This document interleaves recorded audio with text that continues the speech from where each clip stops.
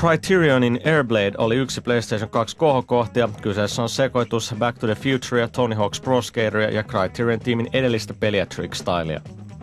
Airblade is something we chose to work on after Trickstyle.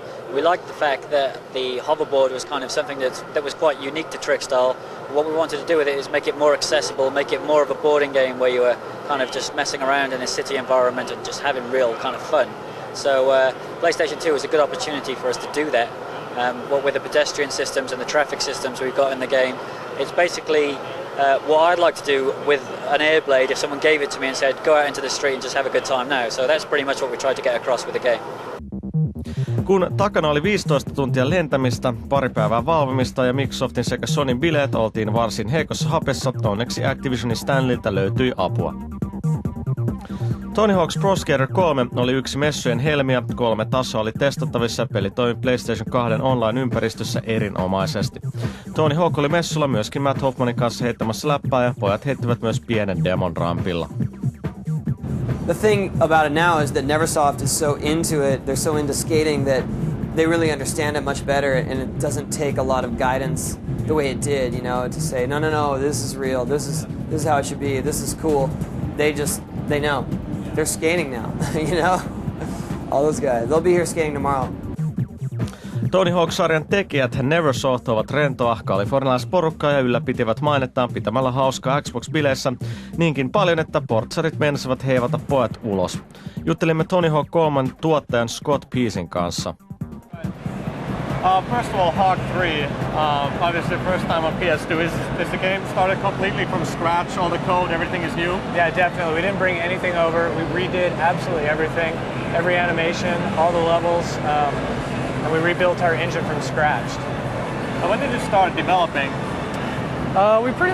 We had a kind of a small team working on it before we finished Hawk 2, just getting the engine in gear. And then as soon as Hawk 2 finished up, the whole team jumped on, and then we grabbed the Spider-Man team. Yeah. All came together, so now we've got like 35 people working on Tony Hawk 3.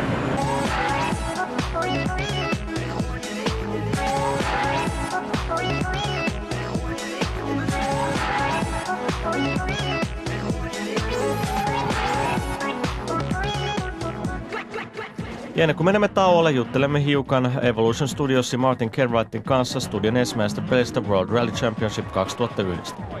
We've developed some new technology, spline-based, and it's not like polygons. Yeah. It means we can do all this great animation and effects. The performance is, in some ways, incredible. I mean, the analogy is an Xbox. If that's like a huge CPU, it's like a Dodge Viper. Yeah. And the PlayStation 2 is like an Evolution 6. Yeah. You know, it's like a third of the power, but with all the turbos and all the special things like the real car, yeah. It's just as powerful. It just depends how you program it. So it's an incredible machine. It's designed for what needs to be done. Anything specific you're going to want to see at the show? All the girls, all the parties. Yeah, besides the usual. Oh, okay. I don't know. I have no idea. I've been working so long, so hard. We don't even know what's there. Yeah. I'm kind of keen to see what Xbox looks like and what Nintendo have up the sleeve. But I think, you know, it's going to be a great, exciting show. I think the market is going to be fantastic next year. Yeah. It really will be special.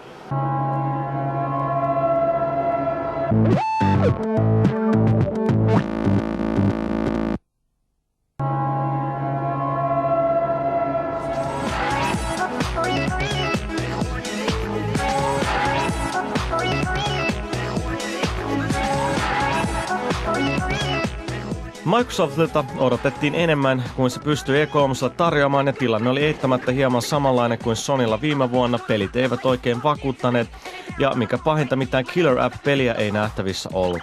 Lehdistötilaisuudessa Lorne Lanningin esittelemä Munchies Odyssey on Halo'n ohella Microsoftin toive menestyksen takaamiseksi marraskuussa. Tilanne on siis sama kuin Sony viime vuonna, jota silloin kritisoitiin heikosta pelitarjonnasta, ja nyt Microsoft on aika lailla samassa tilanteessa, mutta sillä ei ole sellaisia pakkohankintapelejä kuten SSX ja Tekken Tag. Joka tapauksessa hyviä Xbox-pelejä on horisontissa, se on selvä. Tulossa on muun muassa Dino Crisis 3 ja Dead or Alive 3, joka etenkin näytti aivan upealta. Tukea Xbox saa runsaasti. Parasta tarjontaa edustivat edellä mainittujen pelien lisäksi ehdottomasti Argonautin Malice, Bizarre Creationsin huikeasti parantuva Gotham ja Infinite Machinein New Legends, jonka THQ julkaisee.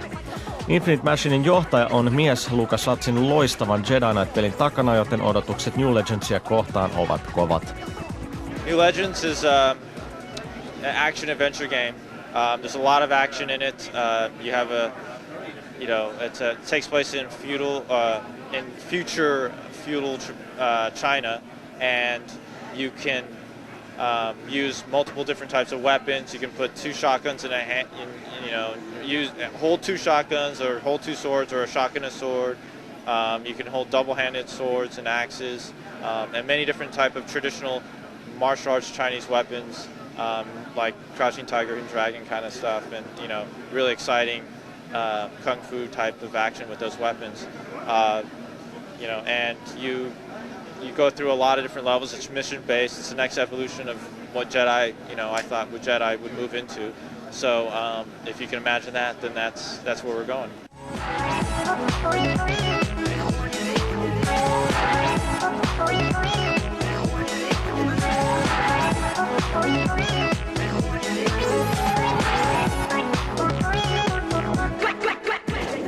Bizarre Creationsin mega-autopeli Gotham Street Racer edusti Xboxin tarjonnan huippua ja Microsoftin järjestämässä pressitilaisuudessa lauantaina oli erittäin täyttä.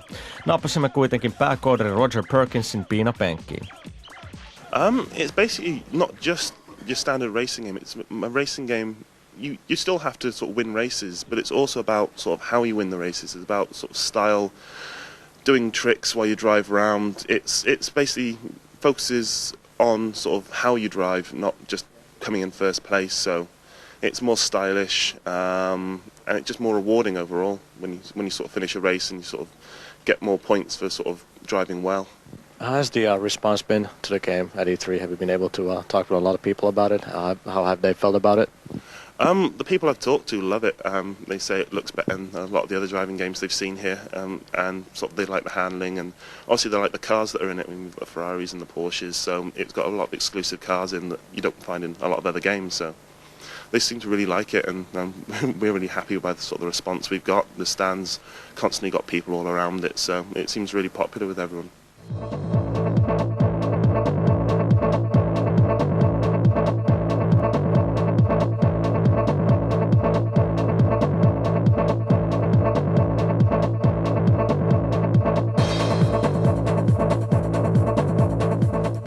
PC-pelit koostuvat messuilla lähinnä Real-Time Strategy eli RTS ja First Person Shooter eli FPS-peleistä.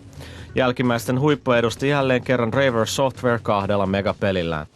Command & Conquer Renegade vakuutti ja Vivendin koko PC-tarjonta, johon lukeutui Throne of Darkness, Alien vs Predator 2 ja tietenkin Lord of the Rings trilogia. Ja kaikki muutkin olivat komaa kamaa, josta Stakula kertoo lisää PC-peliluolassa.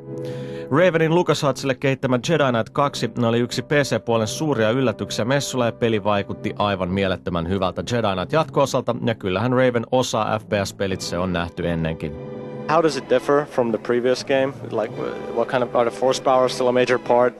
The force power is still a major part. Kyle will be able to use his lightsaber hopefully more this time around. Original Jedi Knight, you get to use it, but it was always kind of like a hand-to-hand type of thing. We added some cool little features like the saber throw. It actually allows you to have some more range attack, and therefore you'll be able to use it more hand-in-hand and not have to switch out between your blaster all the time if you don't want to. And if you feel like more like a Jedi when you're fighting.